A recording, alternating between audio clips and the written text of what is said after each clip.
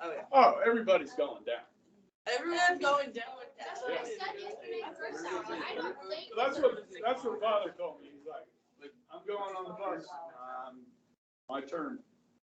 Father? Yeah. Ed or Bertrand? Ed.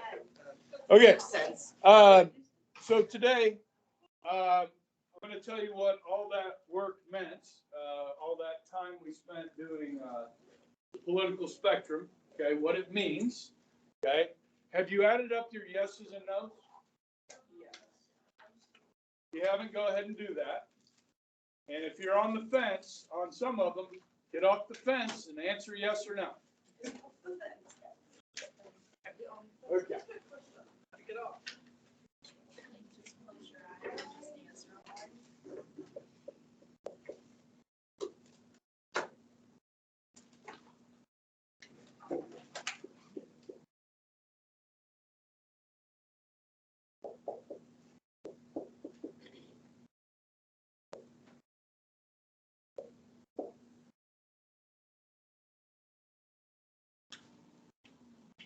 You know your count? Okay. So, you don't have to participate, but it's kind of fun to know, for me at least, to know kind of where people generally are. Did any of you have 16 or more yeses? Okay. All right. Of those 5 that just raised their hand, did any of you have 18 or more yeses? Okay. 20? You're going to have to watch out for this guy. Okay. Okay, so you're 16 or more yeses. Okay. This means that you lean to the right. Okay. You're more what's we considered a mainstream Republican. So that your values, your beliefs align more with the Republican Party. Okay. The further you go north of 16, you become more conservative. Okay. And over 20, you are what some would refer to as reactionary.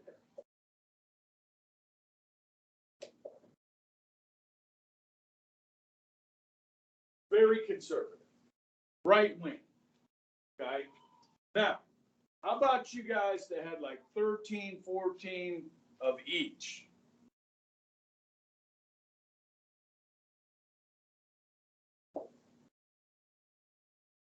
You guys are moderates. You're in the middle. You're wishy-washy. You're back and forth. Okay. Some issues are going to mean more to you than others, and I'll get into that in a little bit. Okay. Any 16 or more no's. So you would align more of the mainstream Democrat Party. Now, did you have 18 or more? Okay. If you get to 18 or more no's,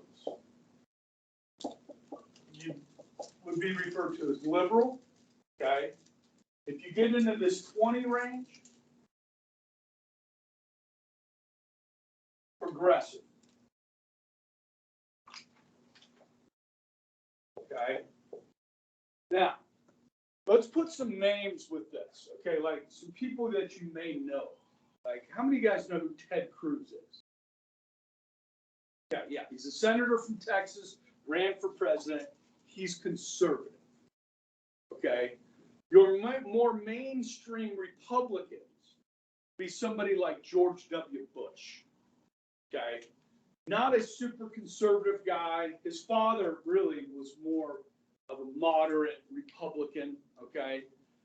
People like Mitt Romney, moderate Republicans. As far as moderates go in Washington, D.C., we only have 2 independents in the Senate. One of them's Bernie Sanders, and he is a socialist. Okay, so He's down here. All right, so he's not really a moderate, if you know what I mean. But somebody like Mitt Romney is pretty moderate. I don't remember the name John McCain. He ran for president in 2008. He was a moderate. They're out there. There's just not very many of them. Okay.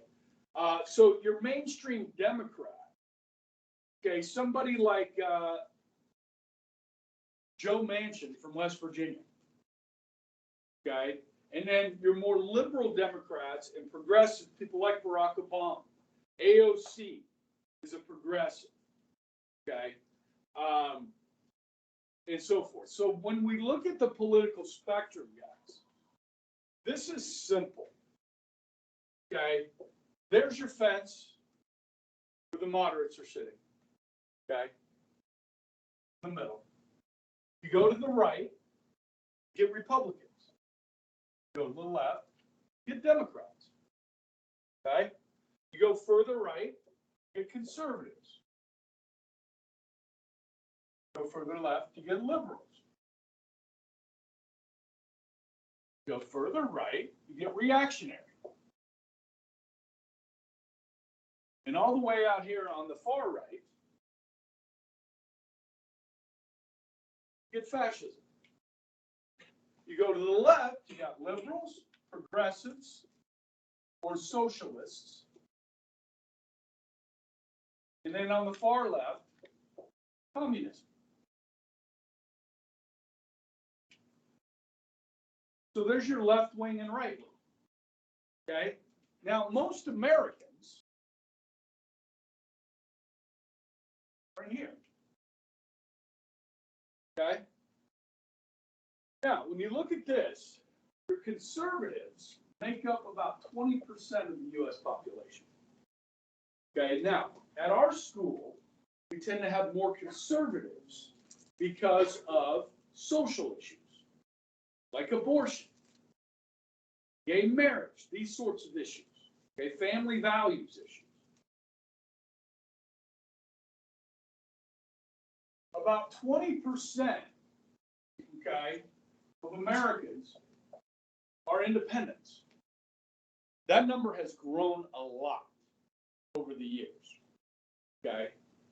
The largest voting bloc of people in the United States are Democrats. There are more Democrats than Republicans registered in the United States. Now in Kansas, there's more registered Republicans. In California, there's a lot more registered Democrats than registered Republicans. Now, there's more Republicans in California than there are in Kansas. Just population-wise, you understand. So if you go here, you're looking at about 20%. You got about 40% of Americans that would identify as Republican or conservative. Okay? The number of Democrats, so your very liberal Democrats, they make up about 20%. Okay? And so if you combine those with mainstream Democrats, you're looking at somewhere around 45%. Okay? And then the rest in the middle. Now, when you register to vote, guys, they'll ask you whether you want to register as a Republican, a Democrat, or an independent. There are consequences for that decision. Okay, because you can only vote in Kansas. We have what are called closed primaries. So if you go back to 2016, for the Republican nomination, we know Trump got it, but you had Cruz, Rubio, Kasich, Trump. You had a whole bunch of them, right? So the Republican Party chooses which one of these will be the nominee for president. Same thing when you have members running for Congress. You may have several Republicans or several Democrats vying for the nomination to run against the other party. If you are registered as an independent in the state of Kansas, you cannot vote in those primaries. We have a closed primary states. So when you show up to vote in the primary or the caucus, if you're not a registered Republican or a Democrat, they won't let you vote. Now, you can vote in the general election, okay, but you're not a member of one of the two parties. So you can't vote in the primary election. You guys follow me on that? Now, this, guys, is somewhat of a fallacy. This left-wing, right-wing thing, okay? If you have your book, go to page 6.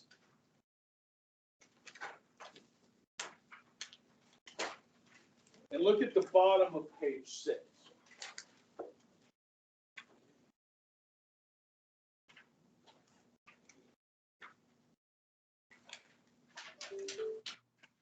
Okay, you got a big circle. Yes? So here in the middle, at the top, is the fence for the moderate side. Go around to the right, Republicans.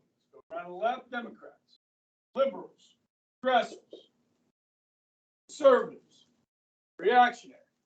And then down here, guys, fascism and communism.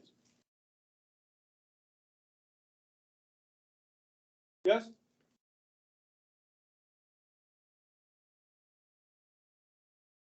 Fascism and communism share a lot in common. Yes? They tend to violate the law or the Constitution for political power. And they both end up being totalitarian in nature. You follow me? Okay, so this actually makes more sense than left wing and right wing. But left wing and right wing are easy to understand. You know what I mean? It's just like, I'm on the right or I'm on the left, that sort of thing. Okay? I mean, you could be on the left side or the right side of the circle, but that's more confusing than a wing. Yes? Okay? So, now, you guys remember, and those of you that had history last semester, we read that article on what's called liberal fascism. We were talking about the New Deal. And because most people say that fascism can only spring from the right, far right, okay? This would project an idea that fascism could come from either side. Now, communism doesn't come from the right. That's simple. Okay, it just doesn't. Okay, but fascism can spring up from either the right or the left. Okay, remember, fascism supercharged nationalistic statism. Remember the characteristics of fascism from last semester? No, you have them here. What's that? Okay, you got a strong leader. You need a what? Crisis. And the response to that crisis, that action, is the fascism. And usually there's some sort of symbol that accompanies this. Okay? So fascism can spring up from any crisis. Guys, just in general, whenever there's a crisis, we cede more power to the government. Has that been the case under the current pandemic? Just a little. Okay? Giving more power to the executive. But that's the reason why we have a constitution, guys, because that limits what the government can and can't do. Hence what we just talked about with the mask mandate by OSHA, by the executive branch. Okay, they're not allowed to do that. They don't have the power or authority in the Constitution to mandate that you be vaccinated. Okay, so this is a pretty good view of this, okay, when we look at left wing and right wing. Now, guys, there's another one in your book that you can do. It's a little more complicated. Well, it's not. It doesn't take as long as I took to do all those other ones. But now, what about libertarianism? Guys, libertarian. Let's talk about that. Okay, so all those 25 issues that I went over with you guys,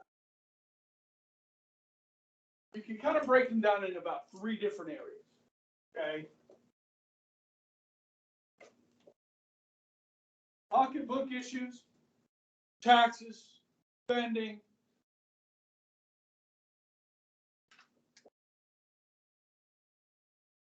bedroom issues, social issues.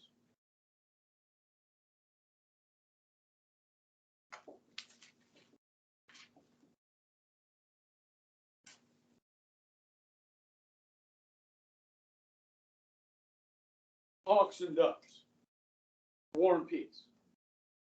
Okay, so let's look at these 3 parties: Republican, Democrat, and Libertarian. Okay, so with the Republican Party, Republicans tend to feel that you earn your money, you should keep it, you should spend it how you think you should spend it, you know how to better spend your money than the government does. So smaller government, less taxes, less involvement of the government in your money, in your fiscal matters. Does that make sense? Now, Republicans tend to like to pass laws dealing with bedroom issues, like abortion, promote certain values. Let me give you an example. If you are married, filing jointly, you pay less in taxes than if you are not married and living together. What is the value that the government is trying to promote? Marriage, family. If you have a child, you get a child tax credit. You pay less in taxes if you have children. What is the idea that the value that the government is trying to promote here? Family, children, yes, okay? As opposed to in China, where they used to have a one-child policy, okay, where you're only allowed to have 1 child. Okay, and this is what happened to the Chinese girls, is that a lot of these rural communities, they wanted to have boys as their children so they could work on the farm. And so if the first child was a girl, you go back to the 1970s, guys, there's a good chance they're either going to abort it or infanticide will kill it. Then they started having orphanages where people would give up their girls, okay, and not kill them, which is good, right? Today in China, if you have more than 1 child, you pay more in taxes. So they're discouraging you from having more children. Does that make sense? Okay, so you cannot legislate morality. You can't pass laws that make people behave. That's a choice. Okay, but you can promote certain values. And that's what Republicans tend to try and do. Okay. I'll come back to war and peace issues in a minute. When you look at the Democratic Party, they want your money. They want to tax you and do good with it, especially the rich. The rich have too much. We need to take more of that and redistribute it and do good with it. Do-gooders. Okay? They're going to socially engineer. Okay, so welfare programs, different types of programs to help people. Okay, healthcare and so forth. Okay, so Democrats want your money. Okay. Bedroom issues, Democrats tend to be more liberal. So this is when it comes to abortion and so forth, you have things like choice as to what you do with your body. Okay. What goes on your bedroom is no business of the government. Okay, so more liberal view here. Okay, so this is where we're bringing libertarians.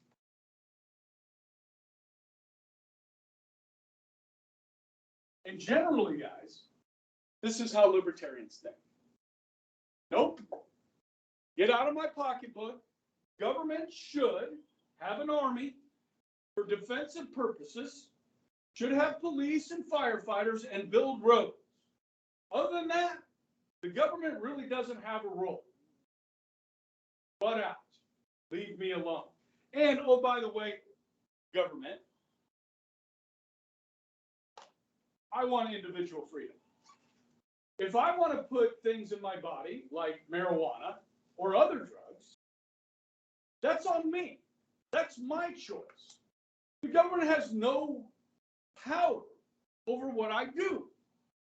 I am a free human being. Leave me alone. This is how libertarians feel. Now, libertarians tend to be very isolationist as well when it comes to foreign policy. You guys know isolationism is, most of you, okay, isolation, staying out of other people's business, other countries when it comes to foreign policy. Okay? There's your libertarians. Now, there's a lot of people that identify with that, especially young people. Okay? I have some pretty libertarian leanings myself. Okay? Now, have I met libertarians that are pro-life? Yes, but it is rare. Most libertarians are pro-choice when it comes to abortion. Okay? It's who they are. Okay? Now, when it comes to war and peace issues, it really depends on the person. So, like, talking about the Democrats here, Hillary Clinton is a hawk. Joe Biden is a dove. Okay? So, the parties don't really align here. When George W. Bush ran for president in 2000, he said this. He said, we should not be nation building. We are not the world's police force. That was in 2000. We got hit in September 2001 on 9/11. Within 3 years, we're in 2 different wars, nation building. Okay, so that changed, all right, because of the circumstances. So this one's kind of difficult. It's a wash here.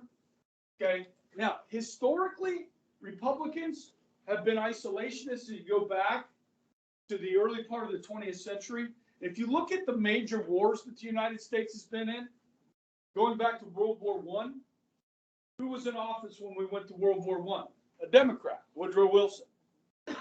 World War II, FDR, Democrat. Korean War, Truman, Democrat. Vietnam War, Lyndon Baines Johnson, a Democrat. Then you go to the Gulf War in 1990, Bush, the first, Republican, and Bush, the second, Afghanistan and Iraq, a Republican. Okay, so it's kind of a wash. I would tend to say, generally, Republicans tend to be a little more hawkish than Democrats when it comes to foreign policy. Okay, you go with people like Ronald Reagan. Ronald Reagan said, peace through strength. If we are so strong, nobody's willing to mess with us. Does that make sense? Okay. So, this is kind of where the planets align in the United States when it comes to our political system. All right. Any questions about that? Anybody surprised by where they landed? A little bit? Anybody different than their parents? Yeah, that's interesting. And I wish everybody was here so that everybody could participate. We get kind of a better idea, but that's okay. I can ask them when they get back if they looked at this. Okay. All right. So Finish that. Now we begin section 1. Okay? Which starts on page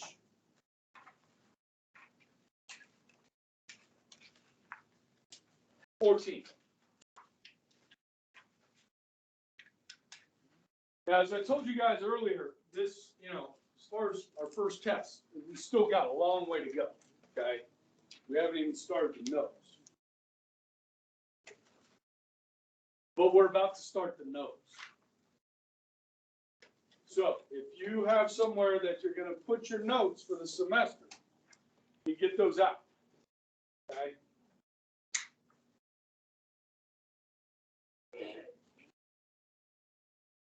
Yeah. Yep.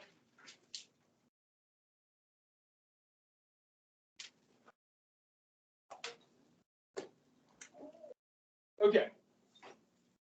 So, section 1, foundational documents through the Declaration of Independence. I have a quote there from Winston Churchill. Pretty good quote. Democracy is the worst form of government on earth, except for all the rest. What does that mean? Cal?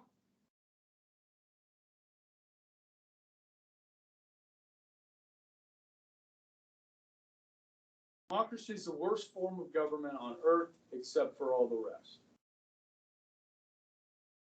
What does that mean?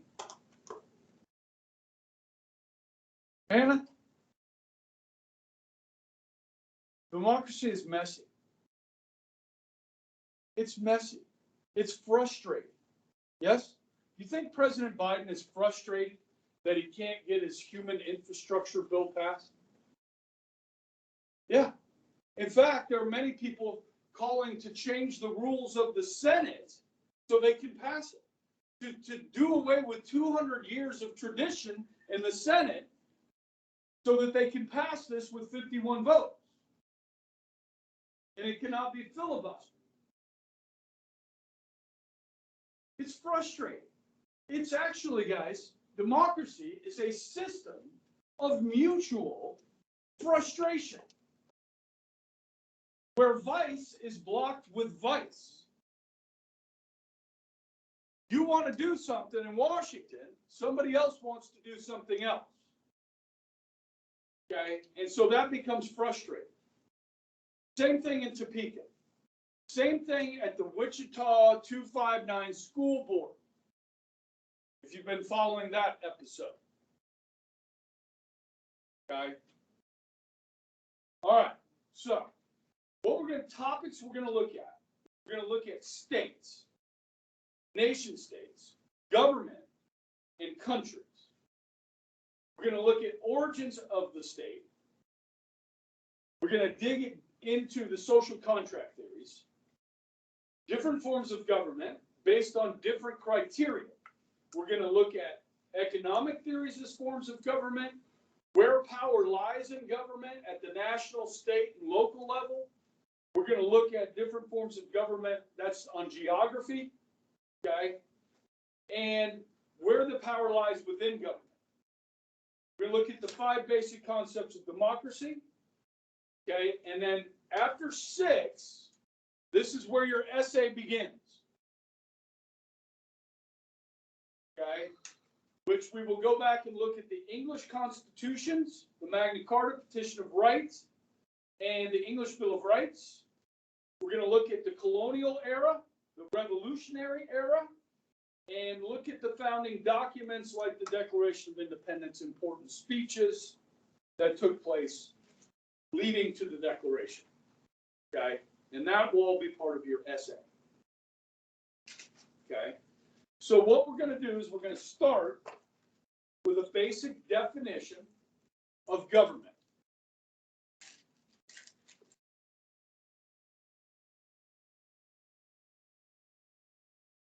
And you do want to take notes here, people. Okay? Government. An institution through which a society makes and enforces its public policy. an institution through which a society makes and enforces public policy.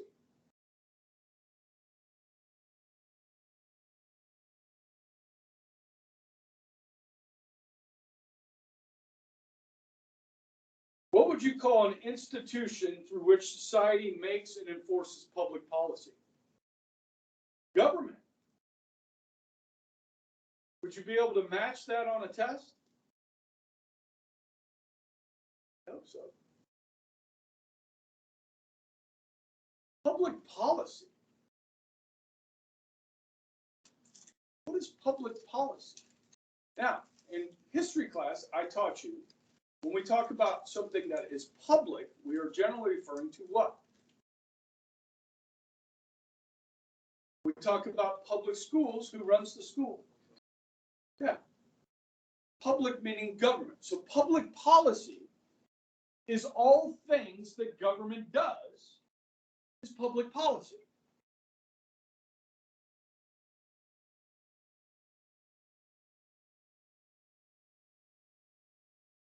Name something a government does.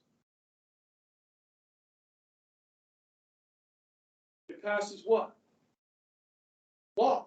Laws are public policy. Mandates are public policy.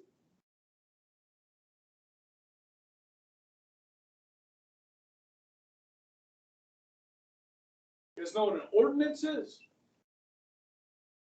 Like, you can't play your music in your car and it be heard more than 50 feet from your car. That's a local ordinance in the city of Wichita. Public policy. You get a ticket for that.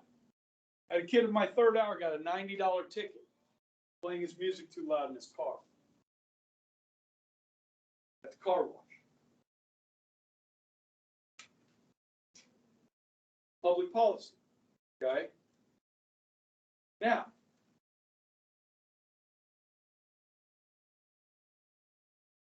a government is different than a state. Okay? The government isn't the state. So what we're going to look at now is what is a state.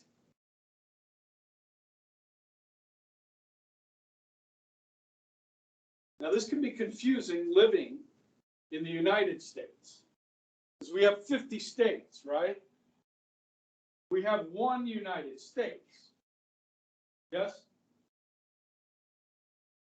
Now, when you refer to the United States of America, should you say America? Or should you say United States? Are there more countries than the United States in America? Yeah. I think it's kind of a slap in the face to the Canadians or the Mexicans when we call ourselves America. We are the United States of America, right? Now, so a state is not necessarily the same as a country, but it can be.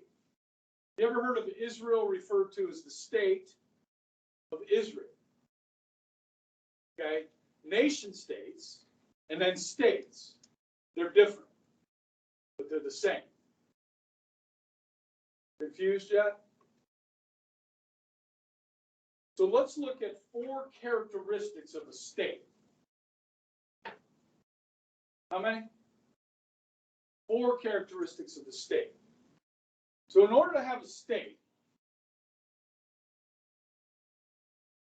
or a nation state, you need these 4 things. You need people. You need a population.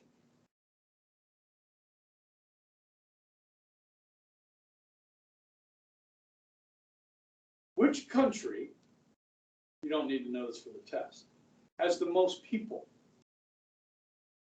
China. Pushing 1.4 billion people. What country has the second? India. India. Third?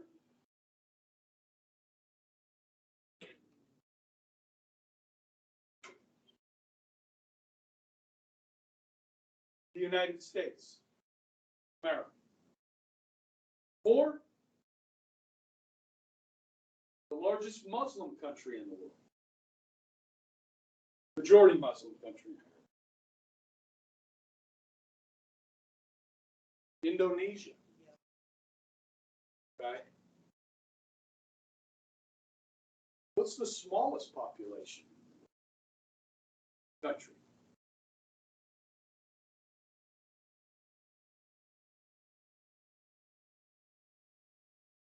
Last count, 826. Vatican City. Okay. All right, so you got people. Now you need territory.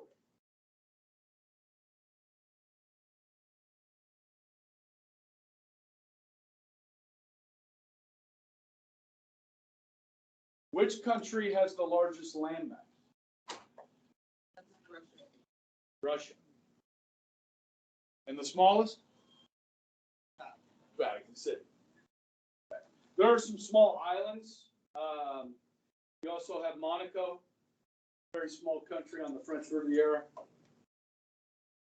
San Marino in Italy, 24 square miles. You have some really small ones. Okay, the next thing you got to have a state is sovereignty.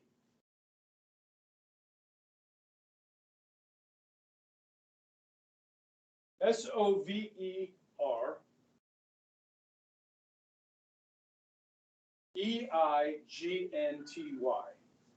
Sovereignty. To define this, supreme and absolute power within its own territory. Supreme and absolute power within its own territory. Sovereignty.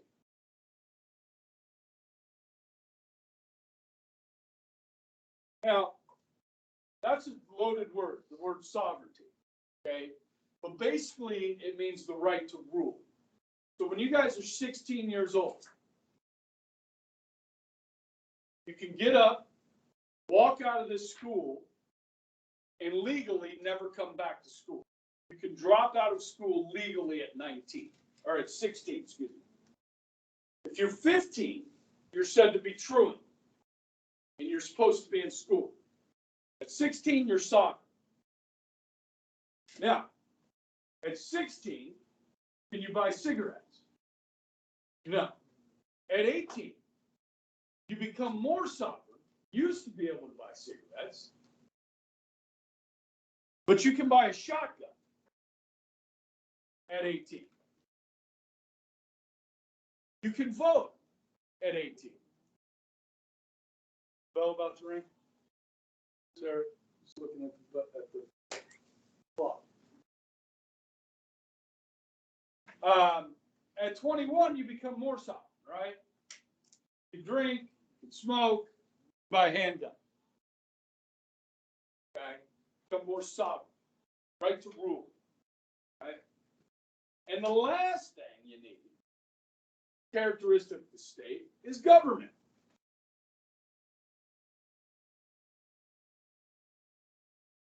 Now, I gave you a definition of government, but another way of putting it is a politically organized unit. Politically organized unit with people, territory, and sovereignty over that territory and those people. Okay? What time do we get out today? Okay. So, what we're going to look at next is the origins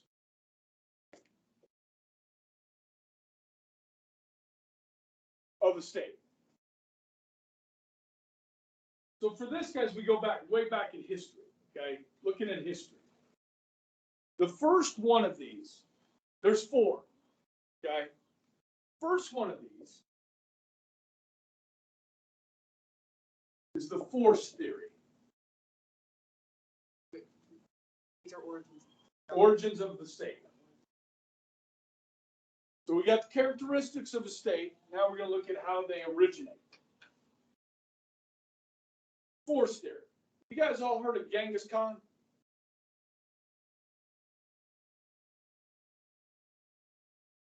What did Genghis Khan? What did he conquer?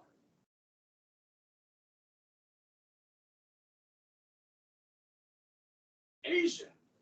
I mean, large swaths of Asia. Okay, and they did this on horseback. You've heard of the Vikings? You ever watch that show, Vikings, on Netflix? Amazon? Oh, it's really good. Vikings. It is really good. But anyhow, so what happens is one group of people, one person or group will attack another group and force them to live and submit to their power. Okay? And if you look back through the centuries, this is how many states were formed. When they were conquered by another person and forced to live under the rule of another. Yes? And that is how many states are born throughout history. And we don't see that as much today. Now, Russia is certainly thinking about doing this to the Ukraine. China is certainly thinking about doing this to Taiwan as we speak. This force theory. Okay. The second origin of state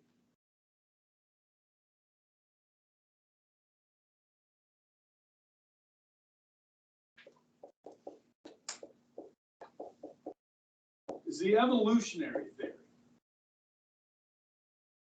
This doesn't really have anything to do with Darwin,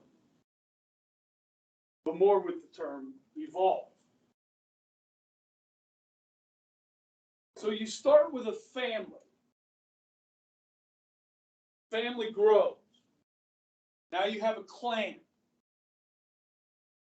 Clan grows. Now you have a tribe. Now, we think of tribes in the United States. What do we think of? Tribes. Native Americans. Now, is it true that most of the Native Americans, tribes, were nomadic? That would move from place to place, hunter-gatherers, so forth. You look at history and you go way back in history, you have these groups of people that did that. These tribes. Now, once they settle and become agrarian, you have the origin of the state. And this is how some nations are born, through the evolutionary theory. Does that make sense?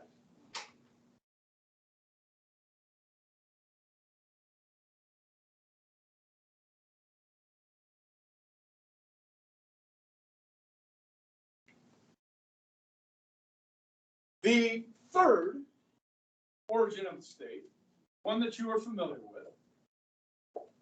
with, is the divine right theory.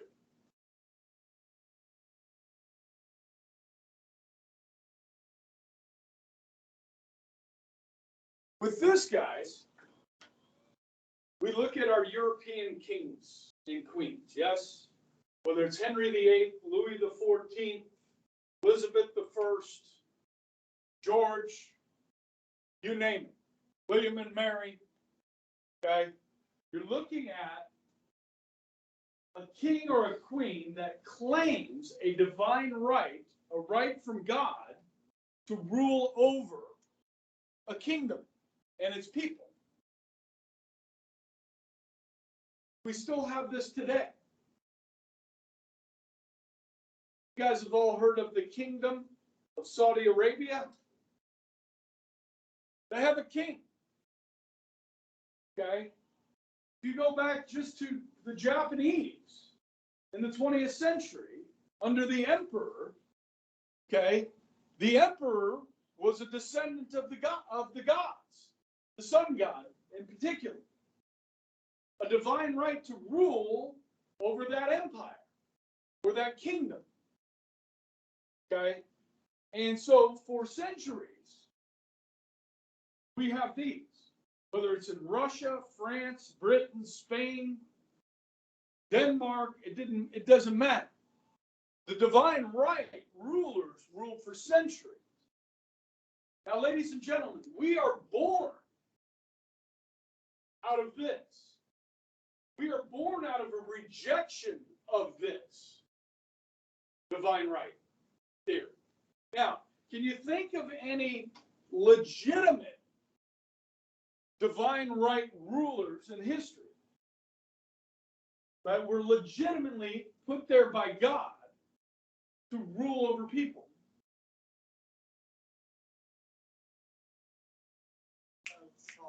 Saul and David. Where people asked for a king and God gave them. The Israelites. Yes? So I think we can point to some legitimate divine right kings and queens, and then we can point at many illegitimate divine right rulers. Okay? So the fourth and most important of these origins of the state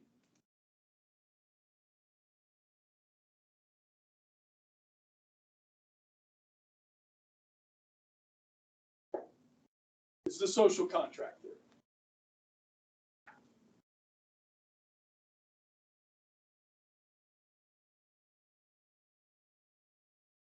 To define it, social contract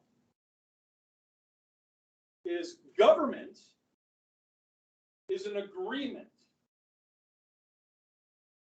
Government is an agreement between people and government.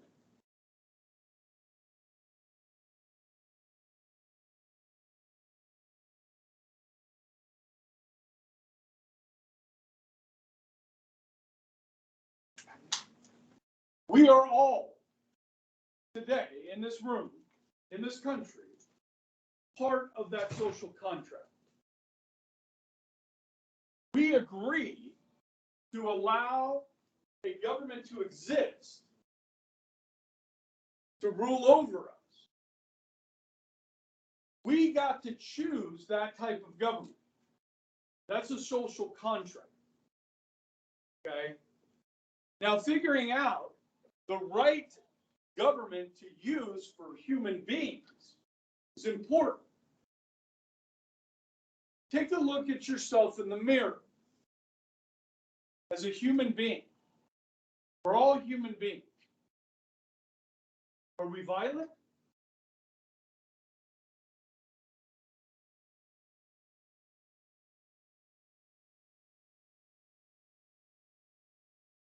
Do we steal from each other?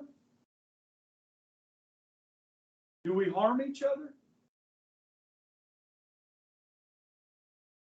If we are bad, if human beings are bad, then you need a stronger government, yes? If human beings are good, then you don't need a stronger government. Or as James Madison said, as I read to you guys on the syllabus, if men were angels, no government would be necessary. If angels were to govern over men, then controls on government would not be necessary. But we are not angels. We are human. Okay? So when we look at political philosophy, guys, it's all based around that question about what form of government best suits mankind.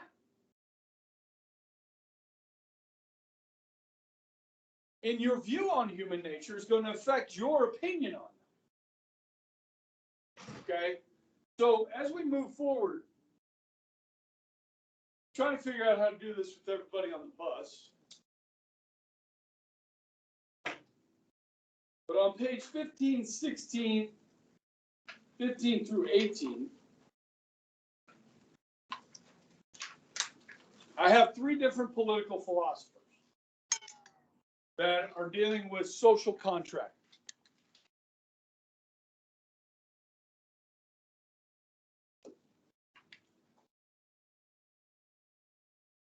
I can save that for when they get back.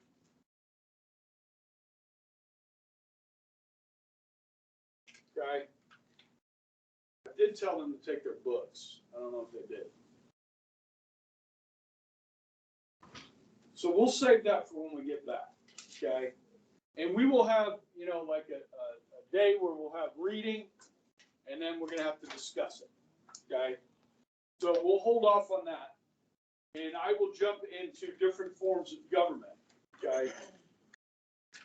But this is gonna be a major focus, that we'll have, and you'll be writing about this on the test as well, okay? So I'm gonna shut it down there, and we'll pick up with some more notes tomorrow.